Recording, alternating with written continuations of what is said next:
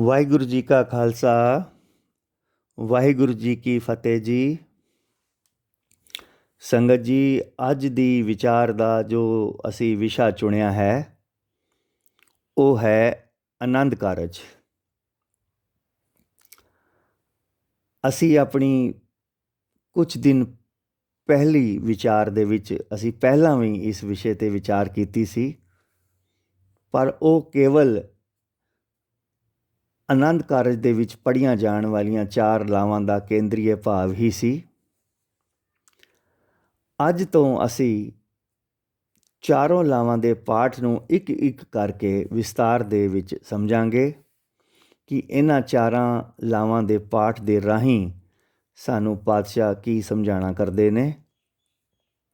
ਸੰਗਤ ਜੀ, ਗਿਆਨ ਦੇ ਨਾਲ ਨਾਲ ਇਹ ਵਿਸ਼ਾ ਬਹੁਤ ਇੰਟਰਸਟਿੰਗ ਵੀ ਹੋਏਗਾ। ਇਸ ਦੇ ਨਾਲ ਜੁੜੇ ਰਹਿਣਾ ਜੀ। ਇਸ ਬਾਣੀ ਦੀ ਜੋ ਰੂਪ ਰੇਖਾ ਸੀ ਉਹ ਤੀਸਰੇ ਗੁਰੂ ਅਮਰਦਾਸ ਜੀ ਨੇ ਉਲੀਕੀ ਸੀ, ਅਤੇ ਫਿਰ ਬਾਅਦ ਦੇ ਵਿੱਚ ਚੌਥੇ ਗੁਰੂ ਰਾਮਦਾਸ ਜੀ ਨੇ ਆਪਣੇ ਮੁਖਾਰਬਿੰਦ ਤੋਂ ਇਸ ਬਾਣੀ ਨੂੰ ਰਾਗ ਸੂਹੀ ਦੇ ਵਿੱਚ ਉਚਾਰਿਆ ਸੀ। ਇਹ ਪੂਰੀ ਬਾਣੀ ਪਾਵਨ ਸ਼੍ਰੀ ਗੁਰੂ ਗ੍ਰੰਥ ਸਾਹਿਬ ਜੀ ਦੇ ਅੰਗ 773 ਤੋਂ ਸੁਭਾਈਮਾਨ ਹੈ।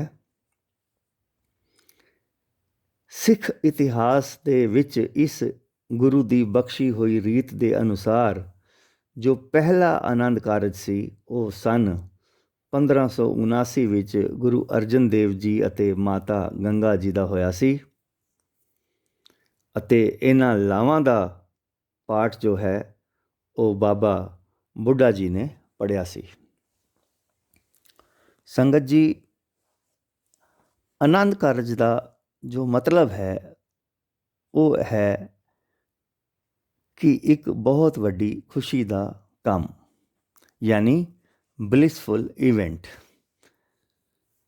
ਆਨੰਦ ਕਾਰਜ ਹਸਬੈਂਡ ਅਤੇ ਵਾਈਫ ਦਾ ਅਸਲ ਦੇ ਵਿੱਚ ਪਰਮਾਤਮਾ ਦੇ ਨਾਲ ਕੀਤਾ ਹੋਇਆ ਇੱਕ ਵਾਅਦਾ ਹੈ, ਜੋ ਕਿ ਗੁਰੂ ਗ੍ਰੰਥ ਸਾਹਿਬ ਅਤੇ ਸਾਧ ਸੰਗਤ ਦੀ ਹਜ਼ੂਰੀ ਦੇ ਵਿੱਚ ਕੀਤਾ ਜਾਂਦਾ ਹੈ। ਯਾਨੀ ਗੁਰੂ ਗ੍ਰੰਥ ਸਾਹਿਬ ਅਤੇ ਸਾਧ ਸੰਗਤ ਨੂੰ ਐਜ਼ ਏ ਡਿਵਾਈਨ ਵਿਟਨੈਸ ਅਤੇ ਐਜ਼ ਏ ਸਪਿਰਿਚੁਅਲ ਵਿਟਨੈਸ, ਯਾਨੀ ਇੱਕ ਰੱਬੀ ਗਵਾਹ ਸਮਝ ਕੇ ਕੀਤਾ ਜਾਂਦਾ ਹੈ। ਹੁਣ ਉਹ ਵਾਅਦਾ ਕੀ ਹੈ? ਉਹ ਵਾਅਦਾ ਹੈ ਕਿ ਇਹ ਪਰਮਾਤਮਾ, ਅਸੀਂ ਐਜ਼ ਏ ਮੈਰਿਡ ਕਪਲ ਉਸ ਅਕਾਲ ਪੁਰਖ ਨੂੰ ਅੱਜ ਤੋਂ ਆਪਣੀ ਜ਼ਿੰਦਗੀ ਦਾ ਸੈਂਟਰ ਮੰਨਾਂਗੇ ਅਤੇ ਹਰ ਕੰਮ ਗੁਰੂ ਨੂੰ ਸੰਮੁਖ ਰੱਖ ਕੇ ਕਰਾਂਗੇ। ਹਸਬੈਂਡ ਅਤੇ ਵਾਈਫ ਦੀ ਜੋ ਅਸਲ ਡੈਫੀਨੇਸ਼ਨ ਹੈ ਉਸ ਦਾ ਜ਼ਿਕਰ ਗੁਰੂ ਅਮਰਦਾਸ ਜੀ ਨੇ ਵੀ ਬਾਣੀ ਦੇ ਵਿੱਚ ਕੀਤਾ ਹੈ, ਜੋ ਕਿ ਸਾਨੂੰ ਗੁਰੂ ਗ੍ਰੰਥ ਸਾਹਿਬ ਜੀ ਦੇ ਅੰਗ 788 ਤੇ ਵੇਖਣ ਨੂੰ ਮਿਲਦਾ ਹੈ। ਧਨ ਪਿਰ ਇਹ ਨਾ ਆਖੀਅਨ, ਬੈਨ ਇਕੱਠੇ ਹੋਏ, ਏਕ ਜੋਤ ਦੋਏ ਮੂਰਤੀ, ਧਨ ਪਿਰ ਕਈਏ ਸੋਏ। ਭਾਵ ਜਿਹੜੇ ਪਤੀ ਪਤਨੀ ਇਕੱਠੀ ਬੈਠਦੇ ਹਨ ਉਹਨਾਂ ਨੂੰ ਪਤੀ ਪਤਨੀ ਨਹੀਂ ਕਿਹਾ ਜਾ ਸਕਦਾ। ਪਤੀ ਪਤਨੀ ਉਸ ਨੂੰ ਆਖਦੇ ਹਨ ਜੋ 2 ਸਰੀਰ ਅਤੇ ਇੱਕ ਆਤਮਾ ਹੋਣ। ਆਨੰਦ ਕਾਰਜ ਦੇ ਸਮੇਂ ਅਸੀਂ 2 ਸਰੀਰ ਅਤੇ ਇੱਕ ਆਤਮਾ ਦੀ ਕਮਿਟਮੈਂਟ ਜੋ ਹੈ ਉਹ ਅਸੀਂ ਪਰਮਾਤਮਾ ਦੇ ਨਾਲ ਕਰਦੇ ਹਾਂ।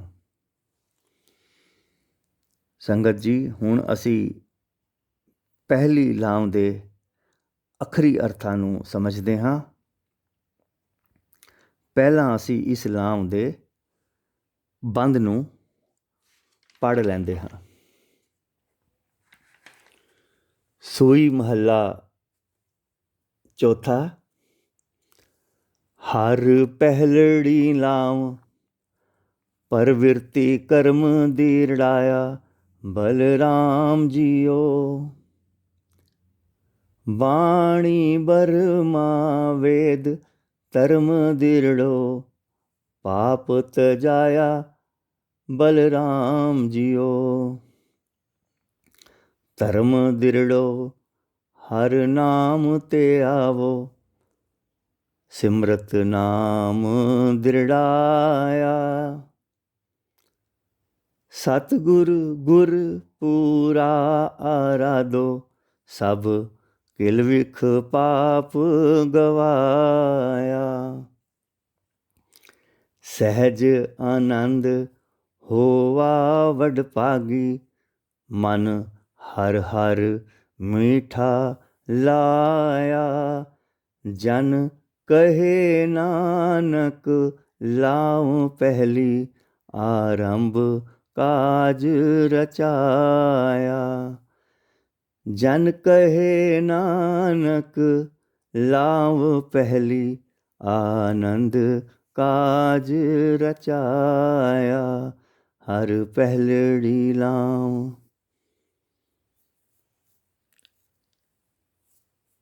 ਗੁਰੂ ਮਿਹਰ ਕਰੇ ਇਸ ਬਾਣੀ ਦੇ ਹੁਣ ਅਸੀਂ ਅੱਖਰੀ ਅਰਥਾਂ ਨੂੰ ਵਿਚਾਰਦੇ ਹਾਂ। ਹਰ ਪਹਿਲੜੀ ਲਾਉ ਪਰਵਿਰਤੀ ਕਰਮ ਦਿਰੜਾਇਆ, ਬਲਰਾਮ ਜੀਓ।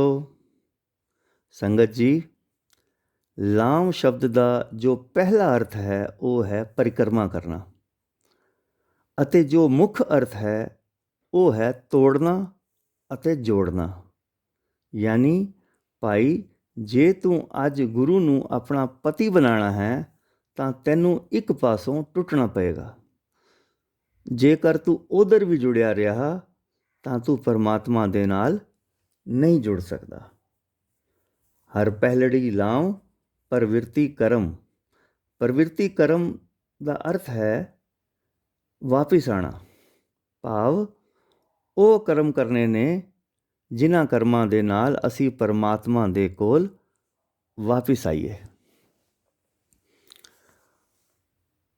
ਬਾਣੀ ਬਰਮਾ ਵੇਦ ਧਰਮ ਦਿਰੜੋ, ਪਾਪ ਤਜਾਇਆ ਬਲਰਾਮ ਜੀਓ।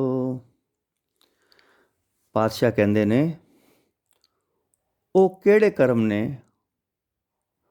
ਉਹ ਕਰਮ ਨੇ ਧਰਮ ਨੂੰ ਦਿਰਹਣਾ, ਪਾਪ ਛੱਡਣੇ ਨੇ, ਬਾਣੀ ਦੇ ਨਾਲ ਜੁੜਨਾ ਹੈ। ਧਰਮ ਦਿਰੜੋ ਹਰ ਨਾਮ ਤੇ ਹਾਵੋ, ਸਿਮਰਤ ਨਾਮ ਦਿਰੜਾਇਆ। ਇਹ ਜੋ ਧਰਮ ਹੈ, ਜੋ ਇਹ ਪਰਮਾਤਮਾ ਦਾ ਨਾਮ ਹੈ, ਉਸ ਨੂੰ ਸਿਮਰਨਾ ਸਾਡੀ ਡਿਊਟੀ ਹੈ। ਸਤਿਗੁਰ ਗੁਰ ਪੂਰਾ ਆਰਾਧੋ, ਸਭ ਕਿਲ ਵਿਖ ਪਾਪ ਗਵਾਇਆ। ਉਸ ਪਰਿਪੂਰਨ ਸਤਿਗੁਰੂ ਦੇ ਨਾਮ ਨੂੰ ਆਰਾਧਨਾ ਹੈ। ਪਰਮਾਤਮਾ ਦੇ ਨਾਮ ਨੂੰ ਆਪਣੀ ਜ਼ਿੰਦਗੀ ਦਾ ਆਧਾਰ ਬਣਾ ਲੈਣਾ ਹੈ। ਜਦੋਂ ਅਸੀਂ ਉਸ ਦੇ ਨਾਮ ਨੂੰ ਆਧਾਰ ਬਣਾ ਲਾਂਗੇ ਤੇ ਸਾਡੇ ਅੰਦਰੋਂ ਪਾਪ ਅਤੇ ਸਾਡੀ ਸਾਰੀ ਜੋ ਮਾੜੀ ਸੋਚ ਹੈ ਉਹ ਦੂਰ ਹੋ ਜਾਏਗੀ। ਸਹਿਜ ਆਨੰਦ ਹੋਵਾ ਵਡ ਭਾਗੀ, ਮਨ ਹਰ ਹਰ ਮੀਠਾ ਲਾਇਆ। ਜਦੋਂ ਸਾਡੇ ਅੰਦਰ ਪਾਪ ਦੂਰ ਹੋ ਜਾਣਗੇ, ਅੰਦਰੋਂ ਸਾਡੀ ਮਾੜੀ ਸੋਚ ਦੂਰ ਹੋ ਜਾਏਗੀ, ਸਾਡੇ ਅੰਦਰ ਫਿਰ ਸਹਿਜ ਆ ਜਾਏਗਾ।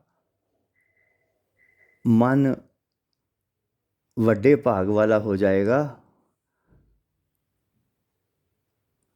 ਮਨ ਨੂੰ ਉਸ ਦਾ ਨਾਮ ਮਿੱਠਾ ਲੱਗਣ ਲੱਗ ਜਾਏਗਾ। ਜਨ ਕਹੇ ਨਾਨਕ ਲਾਉ ਪਹਿਲੀ, ਆਰੰਭ ਕਾਜ ਰਚਾਇਆ। ਇਸ ਲਾਮ ਦੇ ਅਖੀਰ ਦੇ ਵਿੱਚ ਸੰਗਤ ਜੀ, ਗੁਰੂ ਰਾਮਦਾਸ ਜੀ ਕਹਿੰਦੇ ਨੇ, ਹੁਣ ਆਨੰਦ ਕਾਰਜ ਦੀ ਆਰੰਭਤਾ ਹੋਈ ਹੈ। ਕਿ ਜਦੋਂ ਮੈਂ ਪ੍ਰਵਿਰਤੀ ਕਰਮ ਨੂੰ ਪਹਿਚਾਣ ਲਿਆ ਹੈ, ਜਾਣ ਲਿਆ ਹੈ। ਸੰਗਤ ਜੀ, ਇਹ ਸਨ ਪਹਿਲੀ ਲਾਮ ਦੇ ਭਾਵ ਅਰਥ।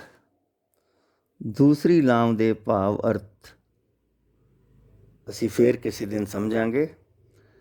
ਇਸ ਦੇ ਨਾਲ ਜੁੜੇ ਰਹਿਣਾ ਜੀ। ਬਾਣੀ ਉਚਾਰਦਿਆਂ ਅਤੇ ਬਾਣੀ ਦੀ ਵਿਚਾਰ ਕਰਦਿਆਂ ਹੋਈਆਂ ਭੁੱਲਾਂ ਨੂੰ ਬਖਸ਼ ਦੇਣਾ ਜੀ। ਵਾਹਿਗੁਰੂ ਜੀ ਕਾ ਖਾਲਸਾ, ਵਾਹਿਗੁਰੂ ਜੀ ਕੀ ਫਤਿਹ ਜੀ।